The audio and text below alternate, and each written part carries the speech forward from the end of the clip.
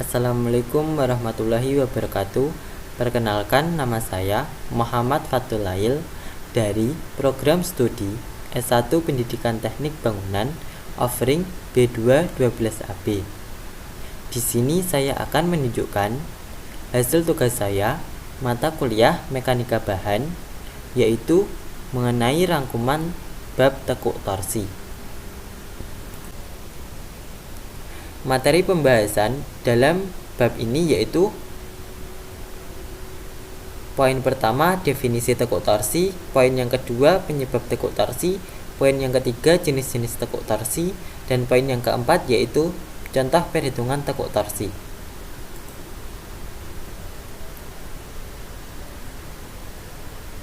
Materi pembahasan poin pertama yaitu definisi tekuk torsi. Tekuk torsi adalah peristiwa ketidakstabilan di mana ragam tekuknya adalah torsi. Pada batang tekan yang mempunyai penampang dengan dua sumbu simetri, ada ragam tekuknya yang berupa torsi. Sebagai ilustrasi, tekuk torsi seperti gambar di samping.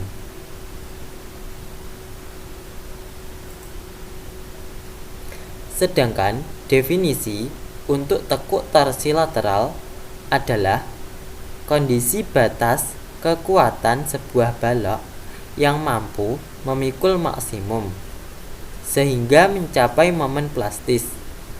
Tercapai atau tidaknya momen plastis merupakan salah satu dari tiga peristiwa. Peristiwa yang pertama yaitu tekuk lokal dari flange tekan. Peristiwa yang kedua, tekuk lokal dari web dalam tekuk lentur. Peristiwa yang ketiga yaitu tekuk torsi lateral. Seperti gambar di samping, yaitu stabilitas balok lentur. Yang pertama yaitu balok lentur dengan beban momen di ujung. Yang kedua, bending momen diagram. Yang ketiga, lateral torsional breaking. Materi pembahasan poin yang kedua yaitu penyebab tekuk torsi. Penyebab tekuk torsi ada dua di sini, yaitu yang pertama, tekuk torsi lateral adalah suatu gejala di mana akibat momen lentur balok tiba-tiba mengalami perpindahan displacement ke samping. Gejala tekuk torsi lateral sangat dipengaruhi oleh panjang balok dan momen lentur. Untuk suatu panjang tertentu, momen lentur yang menyebabkan terjadinya tekuk torsi lateral disebut momen kritis. Makin panjang balok, makin kecil momen kritisnya. Untuk mengupayakan agar momen kritis meningkat, maka pada flange atau balok diberi tumpuan lateral, yaitu agar di titik di mana ada tumpuan lateral tersebut tidak terjadi perpindahan ke samping. Penyebab tekuk torsi yang kedua yaitu kasus tekuk torsi lateral sering dijumpai pada batang struktur balok di mana bagian penampang tekan tidak stabil terhadap tegangan tekan yang dikarenakan terlalu ramping bagian penampangnya atau tidak adanya kekangan lateral, sedangkan bagian tarik dari balok berada dalam kondisi stabil. Maka proses tekuk lentur dalam arah lateral tersebut akan dibarengi dengan proses torsi sehingga terjadilah tekuk lentur torsi. Kasus keruntuhan tekuk torsi lateral bisa dihindari dengan memberikan sokongan lateral berupa pemasangan diafragma. Materi pembahasan yang ketiga yaitu jenis-jenis tekuk torsi. Jenis-jenis tekuk torsi ada dua, yaitu tekuk torsi lateral elastis dan tekuk torsi lateral inelastis. Jenis-jenis tekuk torsi yang pertama yaitu tekuk torsi lateral elastis. Besarnya momen MCR yang dapat dipikul oleh balok akibat terjadinya tekuk torsi lateral dapat dituliskan sebagai berikut, yaitu MCR sama dengan Pi per L dikali akar E dikali IY dikali G dikali J ditambah Pi dikali E per L pangkat 2 dikali IY dikali CW. Untuk perhitungan pengaruh akibat momen tak seragam, momen kritis yang terjadi dapat dinyatakan dengan hal ini berlaku untuk profil WF dan profil kanal, yaitu MCR sama dengan CB Pi per L dikali akar E dikali IY dikali G dikali J ditambah Pi kali E per L pangkat 2 dikali IY dikali JW. Dalam hal ini, CB sama dengan faktor pengalih momen. CB sama dengan 12,5 dikali Mx per 2,5 dikali Mx ditambah 3 dikali Ma ditambah 4 dikali Mp ditambah 3 dikali Mc. CB kurang dari 2,30. Keterangan Mx yaitu momen maksimum pada bentang yang ditinjau, Ma momen pada 1/4 bentang tak tertekan, Mp momen pada tengah bentang tak terkekang, Mc momen pada 3/4 bentang tak terkekang.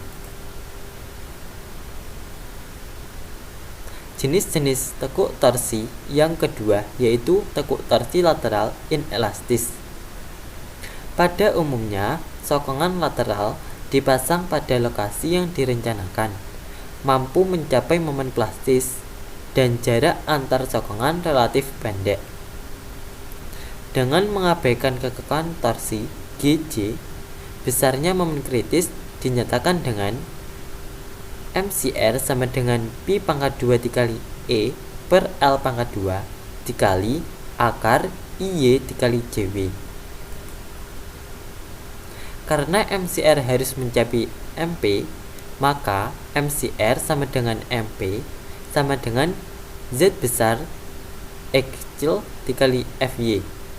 Jika CW sama dengan IY dikali H pangkat 2 per 4 dan IY sama dengan A dikali RY pangkat 2, maka diperoleh L per RY kurang dari akar Pi pangkat 2 dikali E per 2 dikali FY dikali H kali A per ZX. Jika H dikali A per ZX sama dengan 1,5, maka bentuk persamaannya menjadi L per RY kurang dari 2,72 akar E per FY. Untuk mencapai kapasitas rotasi R kurang dari 3, menurut Peraturan Perencanaan Struktur Baja SNI 2002, menetapkan harga yang lebih rendah, yaitu L per RY kurang dari 1,76 akar E per FY. Bila diinginkan kapasitas rotasi yang lebih besar, R lebih dari 3, untuk digunakan dalam analisa plastis, maka panjang bentang tak tertekan L adalah LPD per RY kurang dari 25.000 plus 15.000 dikali M1 per M2 per FY. Keterangan FY yaitu tegangan leleh material dengan satuan MPa, RY yaitu jari-jari girasi terhadap sumbu leleh dengan satuan mm, M1 yaitu momen ujung yang terkecil dengan satuan Newton dikali mm, M2 yaitu momen pada 3/4 bentang tak terkekang dengan satuan Newton dikali mm. M1 atau M2 plus bila mana kelengkungan ganda, dan min bila mana kelengkungan tunggal. Jika hanya dikehendaki M sama dengan MR, maka panjang bentang tak tertekan diatur sedemikian rupa agar L sama dengan LR, sehingga L per RY sama dengan X1 per FL sama dengan akar 1 ditambah akar 1 ditambah X2 dikali FL pangkat 2, dengan FL sama dengan FY dikurangi FR, dan X1 sama dengan Pi per SX sama dengan akar E dikali G dikali J dikali A per 2. Sedangkan untuk X2 sama dengan 4 dikali SX per G kali J pangkat 2 sama dengan CW per IY. Materi pembahasan yang selanjutnya yaitu contoh perhitungan tekuk torsi. Di sini saya mengambil contoh perhitungan tekuk torsi mencari kuat tekan profil simetris ganda. Profil IWF 300 dikali 300, mutu BJ 34, FY 210 MPa. Berapa kuat tekan profil simetris ganda? Pertama yaitu menghitung kelangsingan batang tekan KL per R. Diketahui K sama dengan 1,0, L sama dengan 750 mm, R sama dengan 75,1 mm. Dihitung dengan rumus KL per R, dihasilkan yaitu 9,98. Perhitungan yang kedua yaitu termasuk tekuk apa, elastis atau inelastis. Batas tekuk 4,71 dikali E per FY dikali 145,35, 9,98 kurang dari 145,35, maka dihasilkan yaitu inelastis. Perhitungan yang selanjutnya yaitu tekanan kritis FCR yaitu 0,658 FY per FE dikali FY.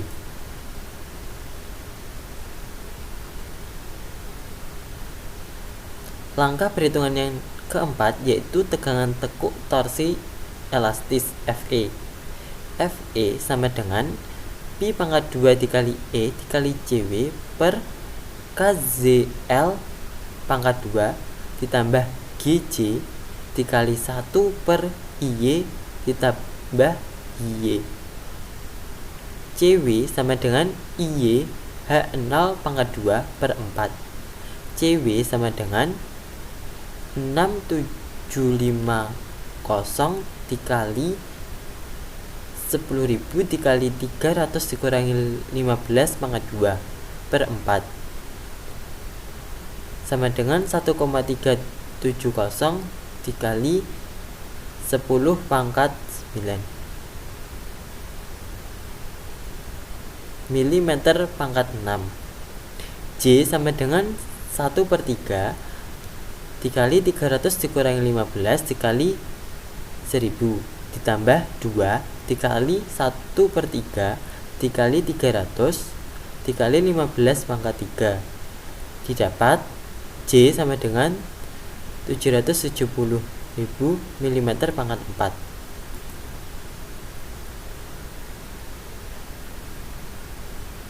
FE sama dengan Pi pangkat 2 dikali E dikali CW per KZL pangkat 2 ditambah GC dikali 1 per IX plus IY didapatkan hasil yaitu 236,64 MPa. Langkah perhitungan selanjutnya yaitu mencari FCR, yaitu 0,658 FY per FE dikali FY, didapatkan hasil 144,85 MPa. Langkah perhitungan yang keenam yaitu perhitungan kuat tekan profil, didapatkan hasil yaitu 1561,75 kN. Sekian dari pemaparan materi dari tugas saya mengenai bab tekuk torsi. Apabila ada salah kata atau pengucapan dari saya mohon maaf sebesar-besarnya. Wassalamualaikum warahmatullahi wabarakatuh.